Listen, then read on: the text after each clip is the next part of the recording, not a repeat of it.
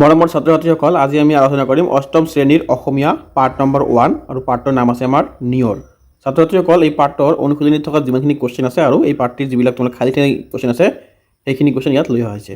প্ৰথমত চোৱা কি দিয়া আছে, কবিতাটো শুদ্ধ আৰু স্পষ্টকৈ পঢ়া আৰু আবৃত্তি কৰা। তোমালোকে কি কৰিবা, প্ৰথমতে কবিতাতে ভালকৈ পঢ়িবা শুদ্ধকৈ আৰু স্পষ্টকৈ পঢ়িবা, মানে ভালকৈ প্ৰনাউন্সিয়েশ্যন কৰিবা, কৰি আবৃত্তি কৰিবা। তোমালোকে এই কবিতাটো ৰিডিং কৰিবা 2-3 বাৰমান, বহুতখিনি তোমালোকৰ ইয়াৰ পৰা কনচেপ্ট ক্লিয়াৰ হ'ব। তাৰপিছত অহা 2 নম্বৰত উত্তৰ দিয়া। 2 নম্বৰৰ উত্তৰৰ ভিতৰত তোমালোকে চোৱা ক নম্বৰত কি দি আছে, মুকুতা মণিটি বুলি কবিয়ে কি হওক বুজাইছে। ইয়াৰ উত্তৰটো চোৱা, মুকুতা মণিটি বুলি কবিয়ে নিয়ৰৰ টোপোলাক বুজাইছে। নিয়ৰ মানে তোমালোকে বুজি পোৱা নাই। নিয়ৰ মানে এই ঠাণ্ডাৰ বতৰত যে আহে ৰাতিপুৱা সেইবিলাকক কুৱাশা বুলি কয়, যে অসমীয়াত সেইটো নিয়ৰ বুলি কয়। তাৰপিছত চোৱা খ নম্বৰত কি দিছে তোমালোকে, নিয়ৰক কবিয়ে কাৰ কাৰ লগত তুলনা কৰিছে। উত্তৰটো চোৱা, নিয়ৰক কবিয়ে নিশাৰ তৰা আৰু মুকুতামণিৰ লগত তুলনা কৰিছে। গ নম্বৰটো আহা, নিয়ৰে হিয়াত কি সাঁচি থোৱাৰ কথা কৈছে। নিয়ৰে নিজম আকাশৰ নিচুক কথাটি হিয়াত সাঁচি থোৱাৰ কথা কৈছে। তাৰপিছত আহা তোমালোকে ঘ নম্বৰ, ফুলনিত কি ছিগি গৈ ৰল। ফুলনিত নিশা নাচা নাচনীৰ ডিঙিৰ মণি ছিগি ৰৈ গ'ল। তাৰপিছত তোমালোকে আহা ঙ নম্বৰত, কবিয়ে কি সাৰি থকাৰ কথা কৈছে। কবিয়ে নিশা তৰা এটি নিয়ৰ হৈ সৰি থকাৰ কথা কৈছে। তাৰপিছত তোমালোকে আহা 3 নম্বৰত। 3 নম্বৰটো আমাৰ কি দি আছে চোৱা, কবিতাটোৰ মূল ভাৱ চমুকৈ লিখা। আমাৰ কবিতাটো তোমালোকে যে পঢ়িলা, এই কবিতাটোৰ একচুৱেলি মূল ভাৱটো কি, মানে তাৰ মূল মন্ত্ৰটো কি, তোমালোকে ইয়াত অলপ ভালকৈ চোৱা। কবিতাটো পঢ়ি যদি বুজি পোৱা নাই, সেয়া এইটো মূল ভাৱটো পঢ়িলে বস্তুখিনি তোমালোকৰ ক্লিয়াৰ হৈ যাব। গতিকে তোমালোকে ভিডিঅ'টো স্কিপ নকৰাকৈ চাই থাকা। আৰু যিসকল ছাত্ৰ ছাত্ৰীয়ে মোৰ চেনেলটোত প্ৰথমবাৰ আহিছা, তোমালোকে চেনেলটো ছাবস্ক্ৰাইব কৰি ৰাখি দিয়া। এনেকুৱা ধৰণৰ ভিডিঅ' তোমালোকে বাকীবিলাক ছাবজেক্টৰো পাই যাবা। আৰু মই এই ভিডিঅ'ৰ ডেছক্ৰিপশ্যনত মোৰ হোৱাটছআপ চেনেলৰ লিংকটো দি দিম, তোমালোকে তাতে গৈ জইন হ'ব পাৰিবা। তেনেহ'লে তোমালোকে ক্লাছ যেতিয়া 9ত উঠিবা, তোমালোকৰ বহুতখিনি মই ইয়াতে কমন দি দিম আৰু ফ্ৰী PDF দি দিওঁ, তোমালোকৰ তাৰ পৰা বহুতখিনি তোমালোকৰ হেল্প হ'ব। চ' এতিয়া আৰম্ভ কৰিম আমি কবিতাটিৰ মূল ভাৱ। প্ৰতিমাৰ খনিকৰ কবি চন্দ্ৰকুমাৰ আগৰৱালা দেৱৰ দ্বাৰা ৰচিত নিয়ৰ এটা ৰোমান্টিক কবিতা। নিয়ৰটো কি, নিয়ৰটো এটা ৰোমান্টিক কবিতা। কবিতাটিত কবিয়ে প্ৰকৃত উপাদান নিয়ৰক বিষয়বস্তু হিচাপে লৈ কল্পনাৰ ৰহন সানি সুন্দৰভাৱে স্থাপন কৰিছে। প্ৰকৃতিৰ ৰূপ বৈচিত্ৰ্যই মানুহৰ মনলৈ কঢ়িয়াই আনে অনাবিল সুখ। প্ৰতিটো পুৱাই আমাক অজানিতে দি যায় আশাৰ বতৰা। এই বৰ্ণময় বতৰাৰ অন্যতম বাহক হ'ল নিয়ৰ। মুকুতা সদৃশ নিয়ৰ কণাবোৰ ঘাঁহ বনৰ ওপৰত কিহিলি পুৱাতে জিলিকি থকা দেখিলে আমাৰ মনলৈ নানা ভাৱ অহাটোৱেই স্বাভাৱিক। কবিয়ে নিয়ৰক নিশাৰ আকাশৰ পৰা সৰি পৰা তৰা, নিত্যৰত পৃথিৱীৰ ডিঙিৰ পৰা ছিগি পৰা একোটা মণি অথবা পুৱাৰ পোহৰত সেমেকি উঠা এটোপাল চকুপানীৰ লগত তুলনা কৰিছে। তোমালোকে এই কবিতাটোত কবিয়ে এই ৰাতিপুৱা যে ঠাণ্ডাৰ বতৰত যে নিয়ৰ আহে, সেই নিয়ৰক পৃথিৱীৰ বহুতবিলাক বস্তুৰ লগত তুলনা কৰিছে। পৃথিৱীৰ চকুৰ পানীৰ টোপালৰ লগত তুলনা কৰিছে, তৰাৰ লগত তুলনা কৰিছে, আকাশৰ লগত তুলনা কৰিছে। তোমালোকে বস্তুটো ভালকৈ অলপ চাই ল'বা। তাৰপিছত তোমালোকে 4 নম্বৰত শব্দ সম্ভাৰ আৰু অভিধান চাই তাৰ তলৰ শব্দবোৰৰ অৰ্থ লিখা। তোমালোকে উত্তৰত চোৱা কি দিছে, শব্দ অৰ্থ। ফটি কি হ'ব, স্বচ্ছ বা নিৰ্মল বা পৰিষ্কাৰ। শোভে কি হ'ব, শুৱনি কৰি তোলা। হেঙুলি কি হ'ব, হেঙুলি বৰণীয়া। নিজম হ'ব, নীৰৱ। নিচুক হ'ব, কান্দন সামৰি স্থিৰ হ। তাৰপিছত তোমালোকে অহা 5 নম্বৰত প্ৰসংগ সংগতি দৰ্শাই ব্যাখ্যা কৰা। নিজম আকাশৰ নিচুক কথাটি হিয়াত থৈছে সাঁচি। কোন কাহানিৰ সপোন দেখিছে, কোনে হাঁহিছে নাচি। এই কথাটো তোমালোকক ব্যাখ্যা কৰিব লাগে। যেনেকৈ ইয়াত দিছে কি, নিজম আকাশৰ নিচুক কথাটি হিয়াত থৈছে সাঁচি। কোন কাহানিৰ সপোন দেখিছে, কোনে হাঁহিছে নাচি। এতিয়া চোৱা আমি ইয়াৰ কেনেকৈ বহলাই লিখিম। উক্ত কবিতাফাঁকি আমাৰ পাঠ্যৰ অন্তৰ্গত প্ৰতিমা খনিকৰ কবি চন্দ্ৰকুমাৰ আগৰৱালা দেৱৰ দ্বাৰা ৰচিত নিয়ৰ নামৰ কবিতাটিৰ পৰা তুলি দিয়া হৈছে। তাৰপিছত তোমালোকে আহা কি কৈছে, ৰাতিপুৱা তোমালোকে এইটো মূল ভাৱ যেনেকুৱা লিখিছা কবিতাটিৰ মূল ভাৱ ঠিক তেনেকৈ লিখিলে হৈ যাব। ৰাতিপুৱা ফুলৰ পাহিত পৰি থকা নিয়ৰ টোপালক নিশাৰ আকাশৰ পৰা সৰি পৰা তৰাৰ ৰূপত কবিয়ে কল্পনা কৰিছে। এই আমি যে মূল ভাৱটো অলপ আগতে পঢ়ি আহিলোঁ ঠিক তেনেকুৱা এইটো সেই প্ৰসংগত উক্ত কবিতা ফাঁকি তুলি দিয়া হৈছে। প্ৰকৃতিৰ ৰূপ বৈচিত্ৰ্যময় মানুহৰ মনলৈ কঢ়িয়াই আনে, প্ৰতিটো পুৱাই আমাক অজানিতে দি যায় আকাশৰ বতৰা। এই বৰ্ণময় বতৰাৰ অন্যতম বাহক হ'ল নিয়ৰ। এইটো অন্য জফলা হ'ব। অন্যতম বাহক হ'ল নিয়ৰ। নিয়ৰৰ টোপালবোৰ কবিৰ মনত যে আকাশৰ পৰা সৰি অহা তৰাহে আকাশৰ নিচুক কথা হিয়াত সাঁচি ৰখা তৰাটিয়ে যেন সাগৰত টোপনিতে সপোন দেখিছে, সেই সপোন হাঁহি হাঁহি নৃত্য কৰোঁতে যেন মণি ছিগি ৰৈ গ'ল। তাৰপিছত আহা তোমালোকে 6 নম্বৰ পাঠৰ পৰা অত্যন্ত মিল থকা শব্দবোৰ লিখা। যেনেকুৱা আমাৰ উদাহৰণত দি আছে কি ধোৱা যোৱা, ঠিক তেনেকৈ কি হ'ব সাঁচি নাচি, তাৰপিছত হ'ব মণি কণী ভাহি আৰু পাহি। খ নম্বৰত কি দি আছে ভাষা অধ্যয়ন।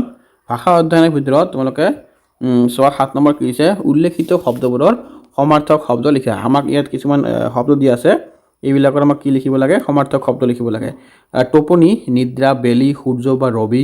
পানী কি আমাৰ জল বা নীৰ। ফুল কি হ'ব পুষ্প বা কুসুম, ফুলক আমি পুষ্প বুলি ক'ব পাৰোঁ আৰু কুসুম বুলিও ক'ব পাৰোঁ। নিশা কি হ'ব ৰাতি বা ৰজনী।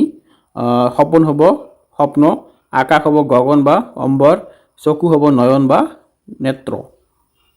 তাৰপিছত আহা তোমালোকে 8 নম্বৰত বিপৰীত শব্দ।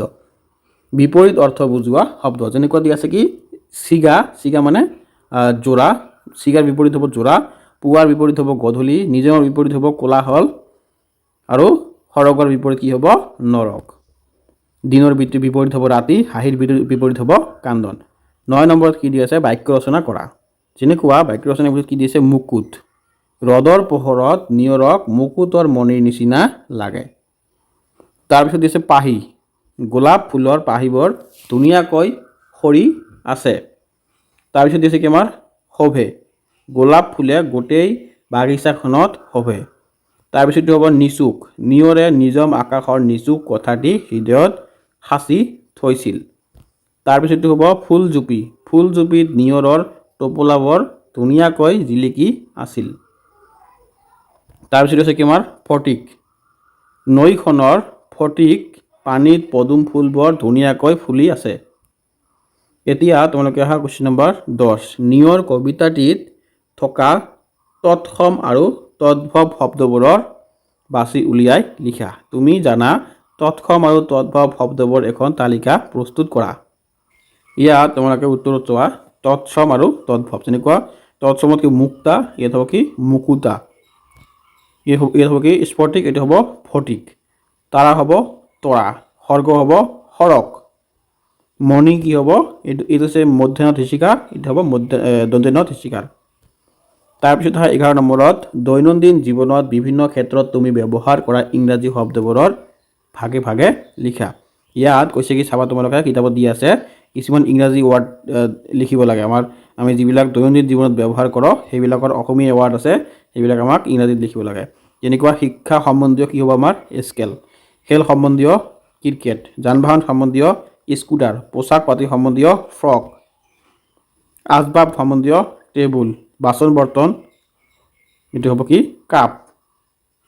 তাৰপিছত উত্তৰত কি দি আছে শিক্ষা সম্বন্ধীয় আমি scale, school, board, classroom, compass আদি এইবিলাক আমি শিক্ষা সম্বন্ধীয় বস্তু দৰাচলতে আমি ব্যৱহাৰ কৰি থাকোঁ। তাৰপিছত খেল সম্বন্ধীয় আমি কি বস্তু ব্যৱহাৰ কৰোঁ cricket, football, hockey, tennis, badminton আদি। যান বাহন সম্বন্ধীয় আমি কি বস্তু ব্যৱহাৰ কৰোঁ ইংৰাজীত স্কুটাৰ, স্কুটি, ট্ৰেক্টৰ, বাইক। তাৰ পোচাক পাতিত কি ব্যৱহাৰ কৰোঁ ফ্ৰক, পেণ্ট, টি চাৰ্ট আদি। আচবাবত আমি কি ব্যৱহাৰ কৰোঁ টেবুল আৰু গডৰেজ।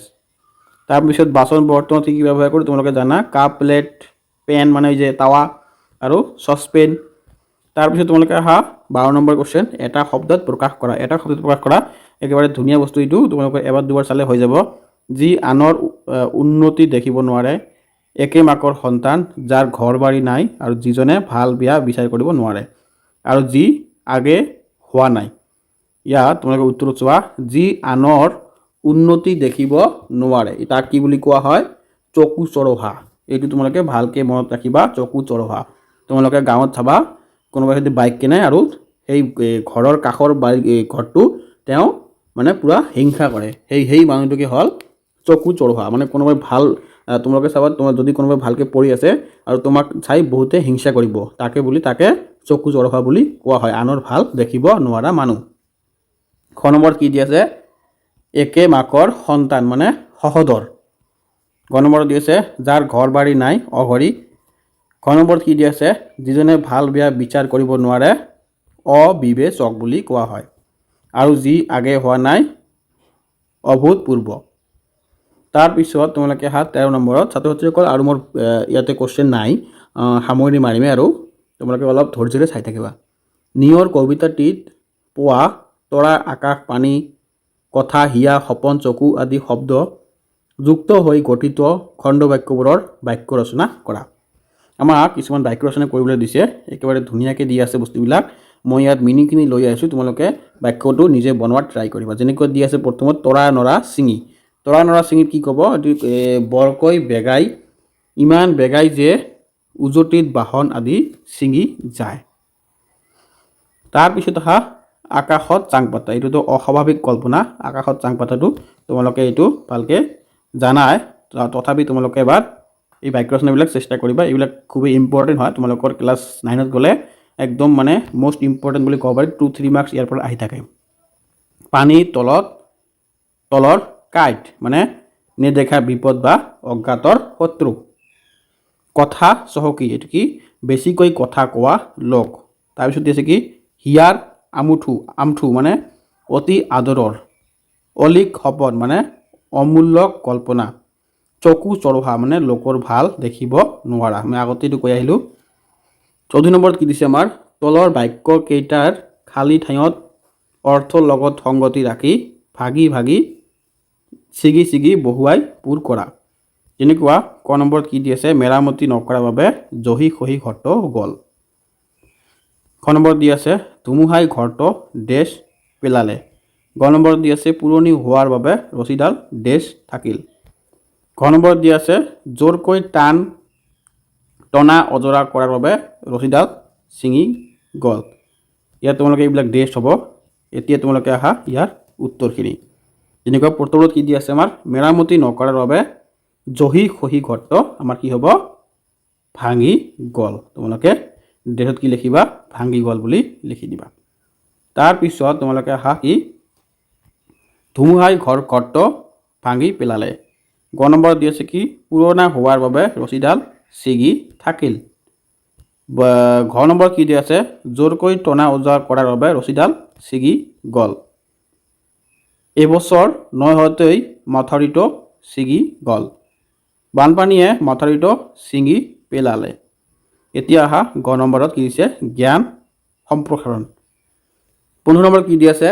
দলত বহি নিজৰ অভিজ্ঞতাৰ কথা কোৱা আৰু লগৰীয়াৰ অভিজ্ঞতাৰ কথা শুনা। এইটো তোমালোকৰ এক্সামৰ কাৰণে ইমান এটা ইম্পৰ্টেণ্ট নহয়, এইটো অলপ চাই থ'ব পাৰা। ক নম্বৰত কি দি আছে? পুৱা খালী ভৰিৰে নিয়ৰ সিক্ত দুবৰি গছকি পোৱা অনুভৱ। উত্তৰত কি চোৱা তোমালোকে? পুৱা খালী ভৰিৰে নিয়ৰ সিক্ত দুবৰি গছকিলে দেহ আৰু মন সুস্থ হৈ থাকে। নিয়ৰ শক্তিত দুবৰিৰ গছকিলে চকুৰ ৰশ্মি ভালে থাকে। মানে ইয়াত কৈছে কি? তোমালোকে ৰাতিপুৱা উঠি যদি খালী ভৰিৰে এই নিয়ৰত খোজ কাঢ়া, মানে ঘাঁহৰ ওপৰত যিবিলাক নিয়ৰ পৰে, সেই নিয়ৰত যদি তোমালোকে খোজ কাঢ়া, তেনেহ'লে তোমালোকৰ কি অসুখ বেমাৰ পৰা তোমালোকে দূৰত থাকিবা। ইয়াত চোৱা তোমালোকৰ কি দিব? কি আছে? দেহ আৰু মন সুস্থ হৈ থাকে, তাৰপিছত চকুৰ ৰশ্মি ভালে থাকে। সেইকাৰণে তোমালোকে ৰাতিপুৱা উঠি নিয়ৰত খোজ কাঢ়িবা খালী ভৰিত। খ নম্বৰত কি দি আছে? পদুম, চকু বা অন্যান্য গছৰ পাতত তীৰবিৰাই থকা নিয়ৰৰ টোপাল দেখি মনত জাগি উঠা অনুভৱ।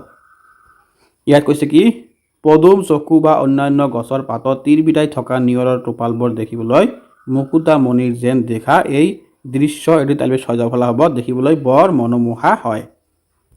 গ নম্বৰ দি আছে কি গছৰ পাতৰ পৰা টোপা টোপে নিয়ৰ সৰা দেখি কাৰ কল্পনা বৰ। উত্তৰটো হ'ব গছৰ পাতৰ পৰা টোপে টোপে নিয়ৰ সৰিলে এটা এটাকৈ বগা বগা মুকুতামণি সৰা যেন লাগে। শীতকালৰ পুৱা আৰু আবেলি এই দৃশ্য জফলা হ'ব সংঘটিত হয় যাক চাই বহুত ভাল লাগে। ছাত্ৰ ছাত্ৰীসকল মোৰ ভিডিঅ'টো ইয়াতে সামৰণি মাৰিলোঁ। তোমালোকক যদি ভিডিঅ'টো ভাল লাগিছে চেনেলটো ছাবস্ক্ৰাইব কৰি ৰাখি দিবা আৰু মই এই ভিডিঅ'ৰ ডেছক্ৰিপশ্যনত হোৱাটছআপ চেনেলৰ লিংক দি দিম। তোমালোকে তাতে গৈ মোৰ হোৱাটছআপ চেনেলটোত জইন হৈ ল'বা। তাৰ পৰা তোমালোকে বহুতখিনি ইনফৰমেশ্যন পাই থাকিবা আৰু ক্লাছ 9ত গ'লেও তোমালোকে বহুতখিনি ফ্ৰীতে PDF পাই যাবা। ক্লাছ 10ত উঠিলেও ফ্ৰীতে মই বহুতখিনি PDF দি দিওঁ। তোমালোকে সেইবিলাক জেৰক্স কৰিলে তোমালোকে আৰু নোটছ বুক কিনাৰ কোনো প্ৰয়োজন নহ'ব। চ' আজি মই ইয়াতে সামৰণি মাৰিলোঁ। থেংক ইউ, ভালকৈ পঢ়া, ধন্যবাদ।